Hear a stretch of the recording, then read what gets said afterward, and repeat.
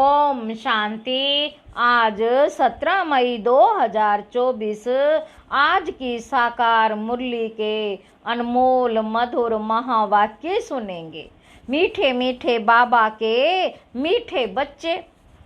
गृहस्थ व्यवहार में रहते हुए ऐसा ट्रस्टी बनो जो किसी भी चीज में आसक्ति ना रहे। हमारा कुछ भी नहीं, ऐसा बेगर बन जाओ। आज की मुरली का प्रश्न है, तुम बच्चों के पुरुषार्थ की मंजिल कौन सी है? उत्तर है, बाबा कहते, आप मर गई दुनिया, यही है तुम्हारी मंजिल। शरीर से ममत्व टूट जाए, ऐसा बेगर बनो जो कुछ भी याद ना आए। आत्मा अशरीरी बन जाए, बस हमको वापस जाना है। ऐसा पुरुषार्थ करने वाले बेगर टू प्रिंस बनते। तुम बच्चे ही फकीर से अमीर, अमीर से फकीर बनते हो। जब तुम अमीर हो तो एक भी गरीब नहीं होता। ओम शांति। बाप बच्चों से पूछते हैं कि आत्मा सुनती है या शरीर सुनता है? आत्मा सुनेंगी जरूर, शरीर द्वारा।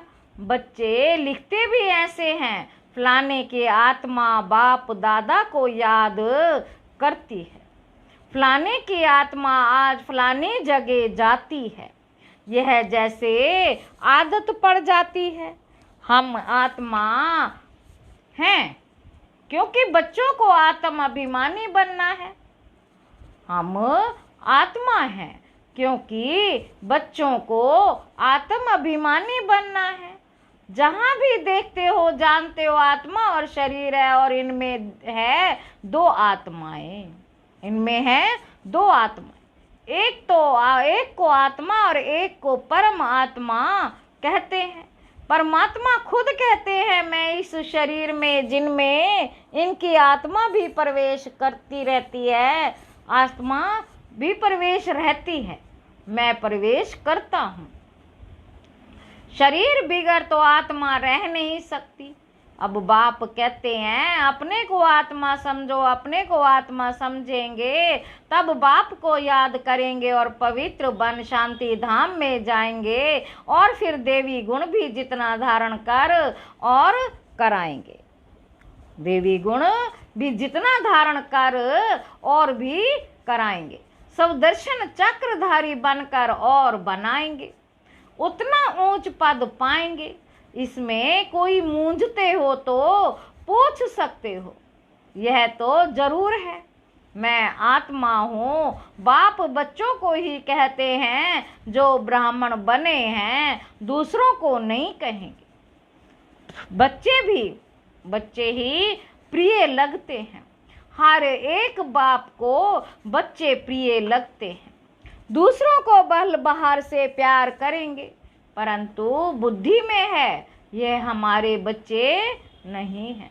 मैं बच्चों से ही बात करता हूँ क्योंकि बच्चों को ही पढ़ाना है, बाकी बाहर वालों को पढ़ाना तुम्हारा काम है।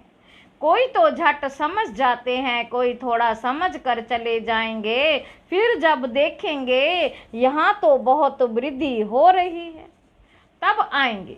देखें तो सही, तुम यही समझाएंगे कि बाप सभी आत्माओं व बच्चों को कहते हैं, मुझे याद करो। सभी आत्माओं को पावन बाप ही बनाते हैं। वह कहते हैं, हमारे सिवाय और कोई को याद ना करो। मेरी अव्यभिचारी याद रखो तो तुम्हारी आत्मा पावन बन जाएगी। पतित पावन मैं एक ही हूँ, मेरी याद से ही आत्मा पावन बनेगी। इसलिए बाबा कहते हैं, बच्चों मामे कम याद करो। बाप ही पतित राज्य से पावन राज्य बनाते हैं, लिबरेट करते हैं, कहाँ ले जाते हैं, शांति धाम और सुख धाम। मूल बात ही है पावन बनने की। 84 का चक्र समझाना भी सहज है, चित्र देखने से ही निश्चय बैठ जाता है। इसीलिए बाबा हमेशा कहते रहते हैं, म्यूजियम खोलो। भबक से तो मनुष्यों को भबका खींचेगा। बहुत आएंगे तुम यही सुनाएंगे कि हम बाप की श्रीमत पर यह बन रहे। बाप कहते हैं मामे कम याद करो और देवी गुण धारण करो, बेज तो जरूर साथ होना चाहिए। तुम जानते हो हम बेगर टू प्रिंस बनेंगे, पहले तो श्री कृष्ण बनेंगे ना। जब तक श्री कृष्ण ना बने तब तक श्री नारायण बन ना सके। बच्चे से बड़ा हो तब नारायण नाम मिले, तो इनमें दोनों चित्र हैं। तुम यह बनते हो, अभी तुम सब बेगर बने हुए हो। ये ब्रह्मा कुमार कुमारियां भी बेगर्स हैं, इनके पास कुछ भी नहीं है। बेगर अर्थात जिनके पास कुछ भी ना हो, कोई को हम बेगर नहीं कहेंगे। यह बाबा तो है सबसे बड़ा बेगर, इसमें पूरा बेगर बनना होता है। गृहस्थ व्यवहार में रहते आसक्ति तोड़नी होती है। तुमने ड्रामा अनुसार शक्ति तोड़ दी, निश्चय बुद्धि ही जानते हैं हमारा जो कुछ है वह बाबा को दे दिया। कहते भी है ना, है भगवान आपने जो कुछ दिया है वह आपका ही है, हमारा नहीं है। वह तो होता है भक्ति मार्ग। उस समय तो बाबा दूर था, अब बाबा बहुत नजदीक है, सामने उनका बनना होता है। बाबा के सामने उनका बनना होता है। बाबा कहते, तुम कहते हो बाबा के शरीर को नहीं देखना है। बुद्धि चली जाती है ऊपर, भले ये लोन लिया हुआ शरीर है, परंतु तुम्हारी बुद्धि में हम शिव बाबा से बात करते हैं। ये तो किराए का लिया हुआ रथ है, उनका थोड़े ही है। ये तो जरूर है जितना बड़ा आदमी होगा तो किराया भी बहुत मिलेगा। मकान मालिक देखेगा, राजा मकान लेते हैं तो 1000 किराए का 4000 बोल देगा। राजा मकान लेते हैं तो 1000 किराए का 4000 बोल देगा, क्योंकि समझते हैं यह तो धनवान है। राजे लोग कभी भी बोलेंगे नहीं कि यह तो जास्ती लेते हो, नहीं। उन्हों को पैसे आदि की परवाह ही नहीं रहती, वह खुदा कोई से बात नहीं करते। प्राइवेट सेक्रेटरी से ही बात करते हैं। आजकल तो रिश्वत बगैर काम नहीं चलता। बाबा तो बहुत अनुभवी है, वो लोग बड़े रॉयल होते हैं चीज पसंद की, बस फिर सेक्रेटरी को कहेंगे इनसे फैसला कर ले आओ, इनसे फैसला कर ले आओ। ऐसे माल खोल कर रखेंगे, महाराजा महारानी दोनों आएंगे, जो चीज पसंद होगी वह उन पर सिर्फ आंख से इशारा करेंगे। सेक्रेटरी बात कर बीच में अपना हिस्सा निकाल लेते हैं। कोई राजाएं साथ में पैसा ले आते हैं तो सेक्रेटरी को बोलेंगे, कहेंगे इनको पैसा दे दो। बाबा तो सबके कनेक्शन में आए हैं, जानते हैं कैसे कैसे उन्हों की एक्ट चलती है। जैसे राजाओं के पास खजांची रहते हैं, वैसे यहाँ भी शिव बाबा का खजांची है। यह तो ट्रस्टी है, बाबा का इनमें कोई मोह नहीं है। इसने अपने पैसे में ही मोह नहीं रखा, सब कुछ शिव बाबा को दे दिया है, तो फिर शिव बाबा के धन में मोह कैसे रखेंगे। यह ट्रस्टी है, जिनके पास धन रहता है। आजकल तो गवर्नमेंट कितना जांच करती है, विलायत से आते हैं तो एकदम अच्छी रीति जांच करते हैं। बाबा कहते अब तुम बच्चे जानते हो कैसे बेगर बनना है, कुछ भी याद ना आए, आत्मा है शरीर ही बन जाए, इस शरीर को भी अपना ना समझे, हमारा कुछ भी नहीं रहे। बाप समझाते हैं अपने को आत्मा समझो, अभी तुम को वापस जाना है, तुम जानते हो बेगर कैसे बनना होता है। शरीर से भी ममत्व टूट जाए, आप मुए मर गई दुनिया, यह मंजिल है, समझते हो। बाबा ठीक कहते हैं, अब हमको वापस जाना है। शिव बाबा को तुम जो कुछ देते हो उसका फिर रिटर्न में दूसरे जन्म में मिल जाता है। इसलिए कहते हैं ये सब कुछ ईश्वर ने ही दिया, आगे जन्म में ऐसा अच्छा कर्म किया है जिसका फल मिला है। शिव बाबा रखता किसका भी नहीं, बड़े बड़े राजाएं जमींदार आदि होते हैं तो उनको नजराना भी देते हैं, फिर कोई नजराना लेते हैं? कोई नहीं लेते। वहां तो तुम कुछ भी दान पुण्य नहीं करते हो, क्योंकि वहां तो सबके पास पैसे बहुत हैं। दान किसको करेंगे? गरीब तो वहां होते ही नहीं। तुम ही फकीर से अमीर और अमीर से फकीर बनते हो।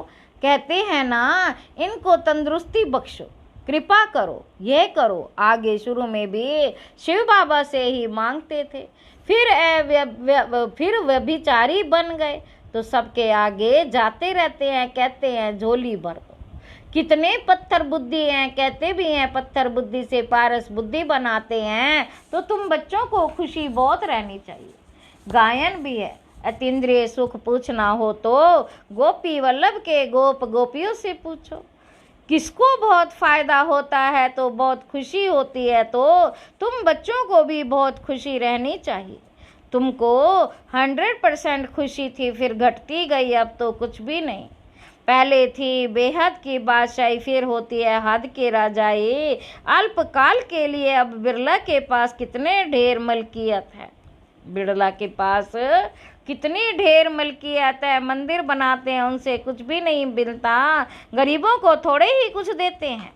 मंदिर बनाया जहाँ मनुष्य आकर माथा टेकेंगे, हाँ गरीब को दान में देते हैं तो उसको रिटर्न में मिल सकता है।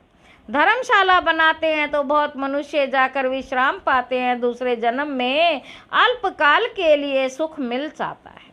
कोई हॉस्पिटल बनाता है तो भी अल्पकाल के लिए सुख मिलता है, एक जन्म के लिए। तो बेहद का बाप बच्चों को बैठ समझाते, इस पुरुषोत्तम संगम युग की बहुत महिमा है, तुम्हारी भी बहुत महिमा है। जो तुम पुरुषोत्तम बनते हो, तुम ब्राह्मणों को ही भगवान आकर पढ़ाते हैं, वही ज्ञान का सागर है। इस सारे मनुष्य सृष्टि रूपी वृक्ष का बीज रूप है। सारे ड्रामा के आदि मध्य अंत का राज समझाते हैं। तुमसे पूछेंगे क्या तुमको पढ़ाते हैं, बोलो क्या ये भूल गए हो? गीता में भगवान वाच है ना, मैं तुमको राजाओं का राजा बनाता हूँ। इसका अर्थ तुम अभी समझते हो। पतित राजाएं पावन राजाओं की पूजा करते हैं, इसलिए बाप कहते तुमको राजाओं का राजा बनाता हूँ। यह लक्ष्मी नारायण स्वर्ग के मालिक थे ना, स्वर्ग के देवताओं को द्वापर कलयुग में सब नमन पूजन करते हैं। इन बातों को अभी तुम समझते हो, भक्त लोग कुछ भी समझते थोड़े हैं। भक्त लोग तुमको कुछ भी समझते थोड़े ही हैं, वह तो सिर्फ शास्त्रों की कहानियां पढ़ते सुनते रहते हैं। बाप कहते हैं तुम जो गीता आधा कल्प से पढ़ते सुनते आए हो, उससे कुछ प्राप्ति हुई? पेट तो कुछ भी भरा नहीं, अभी तुम्हारा पेट भर रहा है।